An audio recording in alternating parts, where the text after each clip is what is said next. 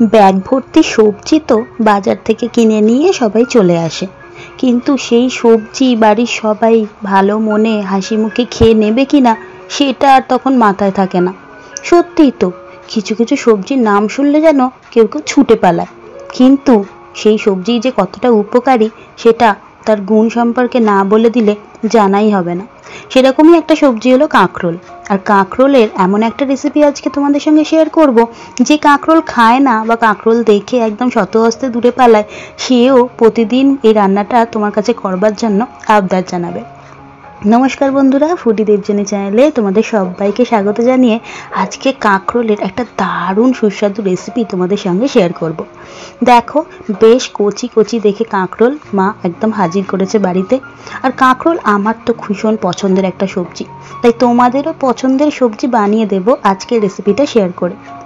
তো কাঁকরোলগুলো প্রথমেই ভালো করে জলে ধুয়ে নেব আর এইভাবে অর্ধেক করে কেটে নেব।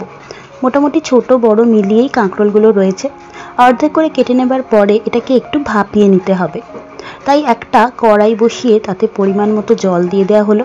জলটা একটু বেশি হলে ক্ষতি নেই, কারণ কাঁকরোলগুলো ভাপিয়ে নেবার পরে জল যেটুকু বাঁচবে সেটাও কিন্তু আমি ফেলে দেব না, পুরো রান্নায় আমি কাজে লাগিয়ে দেব। তাই জলটা একটু গরম হলেই সামান্য একটু নুন দিয়ে কাঁকরোলগুলোকে গরম জলের মধ্যে মা ডুবিয়ে দিল। মোটামুটি 5 মিনিট মিডিয়াম ফ্লেমে কাঁকরোলগুলো একটু ভাপিয়ে নিলেই হবে। একদম যে সেদ্ধ করতে হবে তার কোনো দরকার নেই, কারণ রান্না তো এখন হয়ে যাচ্ছে না, রান্না এখনো অনেকটাই বাকি। তো এইভাবে কাঁকরোলগুলোকে ডুবিয়ে ডুবিয়ে মা বেশ ভাপিয়ে নিচ্ছে। দেখো, জলটা বেশ কিন্তু রঙটা পাল্টে যাবে, মানে সবুজ যে রঙটা সেটা জলের মধ্যে চলে আসবে, হালকা সবুজ রঙের জল হয়ে যাবে। মোটামুটি 5 মিনিট পরে জল থেকে ছেঁকে ছেঁকে কাঁকরোলগুলোকে তুলে নিতে হবে, আর জল ঝরিয়ে ঠান্ডা করতে একটা পাত্রে আমি তুলে নেব।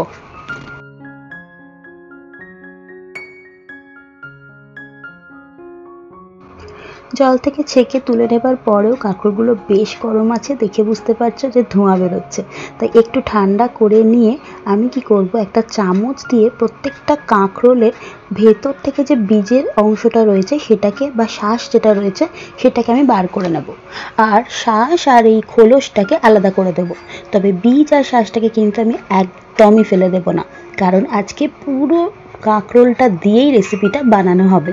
আর সেটা যে কী পরিমাণ সুস্বাদু সেটা বলে বোঝানো যাবে না, তোমাদেরকে বাড়িতে করে খেতে হবে।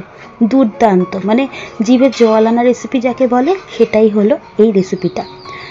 তো শাঁসটাকে সম্পূর্ণ এইভাবে চামচের সাহায্যে কিন্তু তোমরা বার করে নিতে পারো, বা ছুরি দিয়েও এই কাজটা করে নিতে পারো। খুব বেশি কঠিন একটা কোনো কাজ নয়। আর যেহেতু ভাপানো হয়ে গেছে, বেশ নরম হয়ে গেছে, চটচট করেই কিন্তু শাঁসগুলো ভেতর থেকে বেরিয়ে আসছে।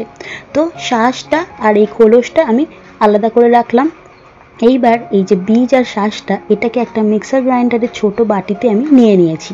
ব্যাস, প্রথমে এই শাঁসটাকে একটুখানি আমি ঘুরিয়ে নেব, মানে একটা পেস্ট বানিয়ে নেব। একদম মিহি পেস্ট বানাতে হবে সেরকম কোনো না, এরকম একটু দানা দানা মতো থাকলেও অসুবিধা নেই। তবে অনেকে বীজটা খেতে চায় না, তো তাই জন্যই এইটাকে একটু ঘুরিয়ে নেওয়া হলো।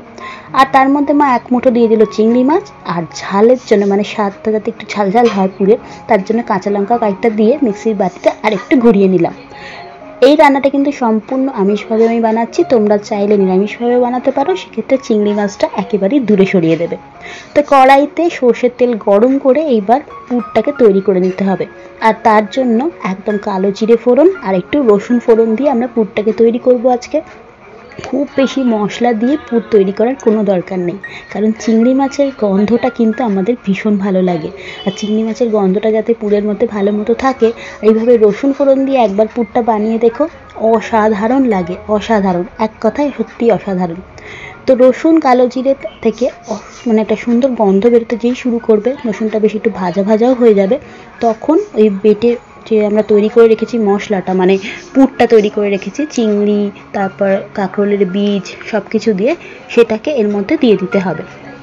আর বাটির মধ্যে যেটুকু লেগে থাকবে পেস্টটা, সেটা ওই কাঁকরোলের সেদ্ধর যে জলটা ছিল সেটা দিয়ে ভালো করে বাটিটা ধুয়ে আমরা আবার দিয়ে দিলাম কড়ার মধ্যে। সম্পূর্ণ জলটা কিন্তু এখন আমাদের কাজে লাগেনি, সম্পূর্ণ জলটা এখনও শেষ হয়নি, সেটা আমাদের গ্রেভি তৈরির সময় কিন্তু লেগে যাবে। তো এবার তেলের মধ্যে ভালো করে মা কষিয়ে নিচ্ছে।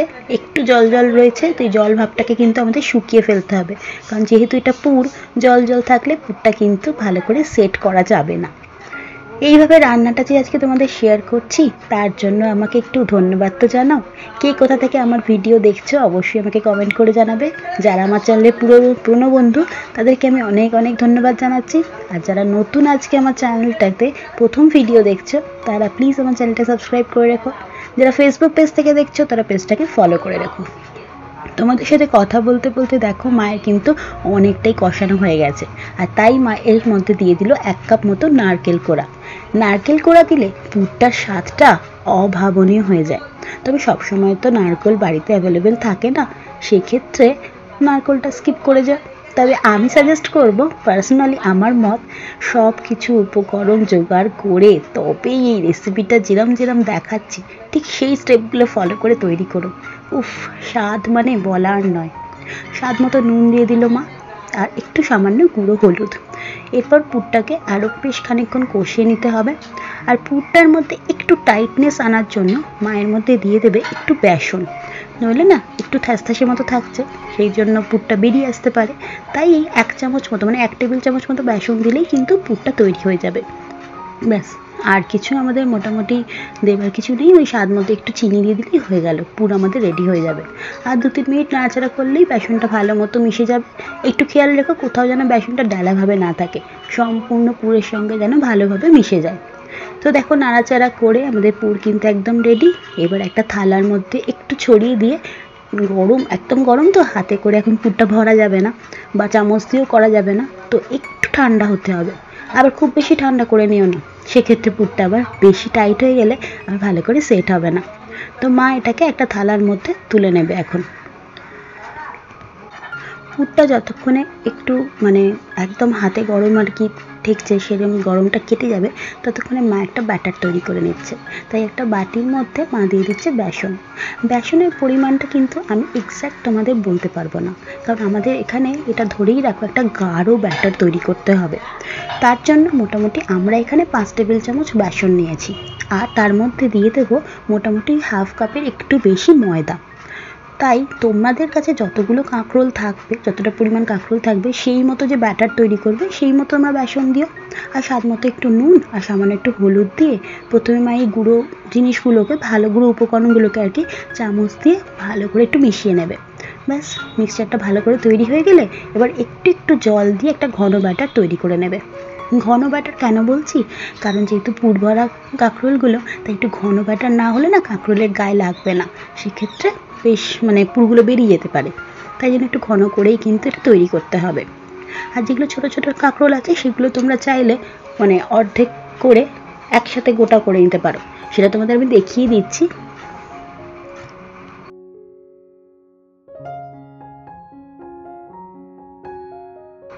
মা ওখানে যতক্ষণে ব্যাটার তৈরি করছিল, আমি এখানে কড়াই চাপিয়ে দিয়ে দিলাম সাদা তেল। সাদা তেলটা কেন দিলাম সেটা তোমাদের এক্ষুনি একটা ম্যাজিক দেখাবো বলে। তেলটা বেশ খানিকটা গরম করে নিলাম। আর তেল গরম হতেই মা সেতে গরম তেলটা 1 হাতা মতো, মানে খুন্তিতে যাতে একবার তুলে ওই ব্যাটারের মধ্যে দিয়ে দিল। এত ভালো হয় না ব্যাটারটা, কি বলবো। তোমরা এই ট্রিকটা কাজে লাগিয়ে দেখো, তোমাদেরও কিন্তু রান্নাটা দুর্দান্ত হবে। এইবার চলো, পুরটা মোটামুটি হাতে ধরা যাচ্ছে, মানে একদম ঠান্ডা আমরা করিনি। তো হাতে দিয়ে মা করছে না যদিও, কিন্তু তাও চামচ দিয়ে করছে। আর খুব বেশি গরম নেই, তো এই সময় কিন্তু ভালোভাবেই সেট হয়ে যাবে। তো এই কাঁকরোলগুলো, যেগুলো খোলগুলো আর কি ফাঁকা ফাঁকা করা ছিল, তার মধ্যে পুরগুলোকে ঢুকিয়ে দিয়ে চামচ দিয়ে এভাবে একটুখানি চেপে দিচ্ছে, যাতে কোনোভাবে পুর বাইরে না চলে আসে। এই একটা দেখিয়ে দিল, এই আরও একটা দেখিয়ে দিচ্ছে। তোমাদের বুঝতে আশা করি কোনো অসুবিধে হচ্ছে না। আর যেখানে যেখানে মনে হবে রান্নার কোনো স্টেপ বুঝতে একটু অসুবিধে হচ্ছে, আমি তো আছি, কমেন্টে লেখো না একবার, আমি তোমাদের ঠিক সাজেস্ট করে দেবো, ঠিক গাইড করে দেবো। তো দেখো, পুর ভরা কাঁকরোলগুলো কিন্তু দেখতে বেশ লাগছে, মনে হচ্ছে এই অবস্থা দিয়ে খেয়ে নিই। এখন কিন্তু কোনোটাই কাঁচা নয়, সবটাই মোটামুটি কাঁকরোল ভাপিয়ে নেওয়া, পুরটা রেডি করা, তো খেয়ে নেওয়াই যায়। তো না, চলো, বলেছি না ভাজবো। তো ব্যাটারের মধ্যে এইভাবে কাঁকরোলগুলোকে ডুবিয়ে মা গরম তেলের মধ্যে দিয়ে দিচ্ছে। আর কাঁকরোলগুলো যখন ভাজবে না, সেখানে তোমাদের আর একটা সাজেশন দিয়ে রাখি, যে দিকটা পুর রয়েছে সেই দিকটাকে তেলের মধ্যে ডুবিয়ে দেবে আগে, আর কাঁকরোলের যে বডিটা সেটা এখন ওপর দিকে থাকবে।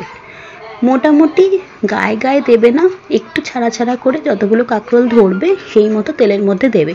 এখানে প্রথম ভাগে 4টে মা ধরাতে পেরেছে, তাই 4টেই দিয়ে দিয়েছে। আর যেহেতু পুরটা রেডি করা, কাঁকরোলটাও একটুখানি ভাপানো, তাই গ্যাসের ফ্লেমটাকে মিডিয়াম টু হাইতে রেখেই কিন্তু মা এগুলোকে ভেজে নেবে, কারণ সব কিছুই তো কাঁচা বলে কিছু নেই, তাই জন্য একটু লাল লাল করে ভেজে নিলেই হবে। এখানে তোমাদের আর একটা জিনিস আমি শেয়ার করব, এই পুর ভরা কাঁকরোলটা এই অবস্থায় মানে শুধু মুখে কিন্তু খেয়ে নিতে পারো, মানে বড়াগুলো যখন তৈরি হয়ে যাবে, কফি বলো, মুড়ি বলো, চা বলো, সব কিছুর সঙ্গে বা একটু টমেটো কেচাপের সাহায্যে কিন্তু অনায়াসে মুখে চলে যায়। কি দারুণ যে খেতে, কি বলবো তোমাদের। তো এক ব্যাচ ভাজা হয়ে গেছে, আর এক ব্যাচ মা ভেজে নিচ্ছে। ব্যাস কাঁকরোলে পুর ভরা মানে পুর ভরা কাঁকরোল আর কি আমাদের মোটামুটি রেডি হয়ে গেছে। এবার গ্রেভিটা তৈরি করব। পুর ভরা কাঁকরোলগুলো ভাজার পরে অনেকটা তেল ছিল কড়াইতে, বেশ খানিকটা মা সরিয়ে দিয়েছে, আর বাকি তেলের মধ্যে মা দিয়ে দিল রসুন ফোড়ন। সামান্য রসুন কুচি দিয়ে রসুনের কাঁচা গন্ধটা কাটিয়ে নিচ্ছে। তারপরে 2টো মিডিয়াম সাইজের পেঁয়াজ কুচোনো ছিল, সেটাকে মা দিয়ে দিল রসুনের মধ্যে। তোমরা চাইলে এখানে পেঁয়াজটা কিন্তু মানে পেস্টও করে নিতে পারো, পেঁয়াজ বাটা দিয়েও করতে পারো। তো সেটার সঙ্গে মানে স্বাদের কোনো হেরফের হবে না, এটা আমি বলেই রাখছি। তো আমরা পেঁয়াজ কুচি দিয়েই করেছি। তো পেঁয়াজ কুচিটা রসুন কুচির সঙ্গে বেশ খানিকক্ষণ ধরে একটু ভাজা ভাজা করে নিতে হবে, তাহলে কিন্তু গ্রেভির টেস্টটা খুব সুন্দর হয়, আর পেঁয়াজের কাঁচা গন্ধটাও চলে যায়।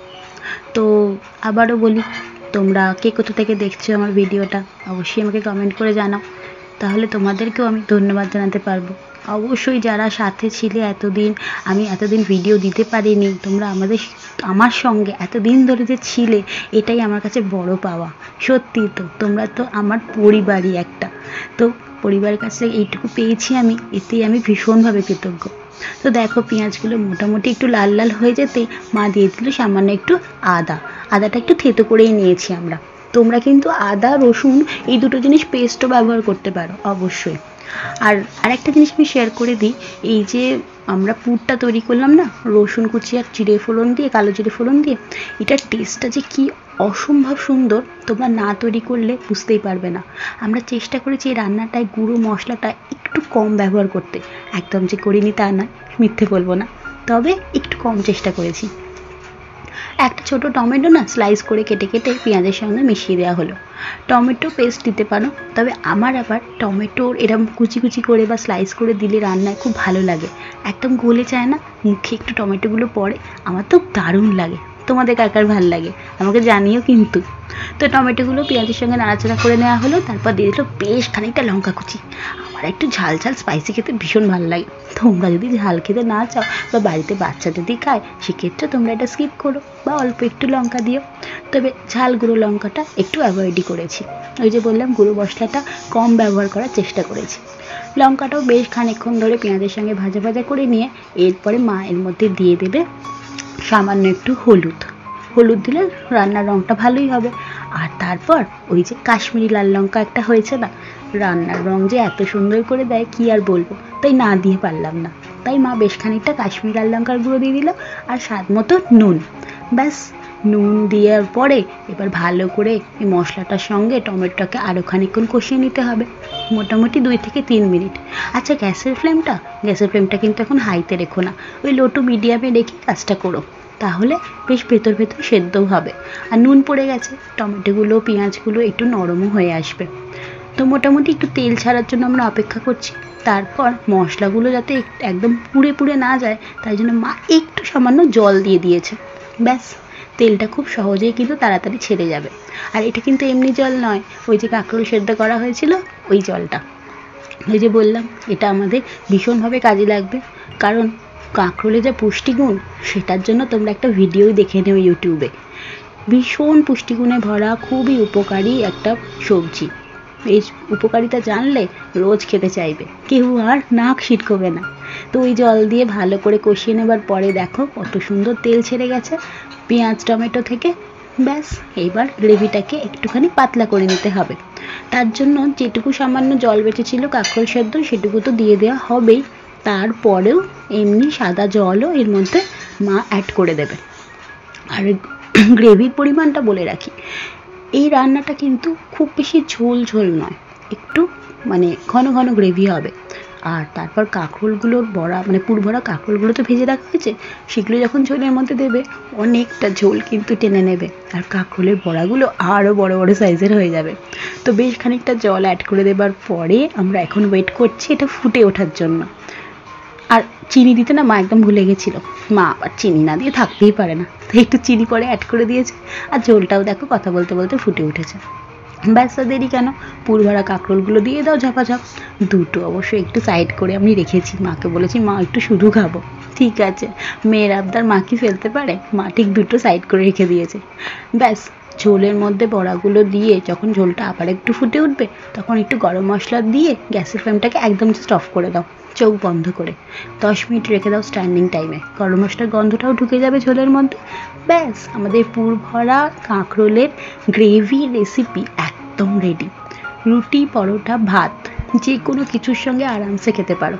কেমন লাগলো রেসিপিটা অবশ্যই আমাকে কমেন্ট করে জানিও, আর খুব ভালো লাগলে লাইক শেয়ার করতে একদম ভুলো না। যারা আমার চ্যানেলে নতুন বন্ধু ভিডিওটা দেখছো তারা চ্যানেলটাকে সাবস্ক্রাইব করে দিও, আর যারা ফেসবুক পেজ থেকে দেখছো তাহলে পেজটাকে ফলো করে রেখো। আজকের মতো চলি বন্ধুরা, আবারও আসছি খুব তাড়াতাড়ি তোমাদের জন্য আরও একটা সবজি রেসিপি নিয়ে। সবজি তোমাদের খাইয়েই ছাড়বো। টাটা।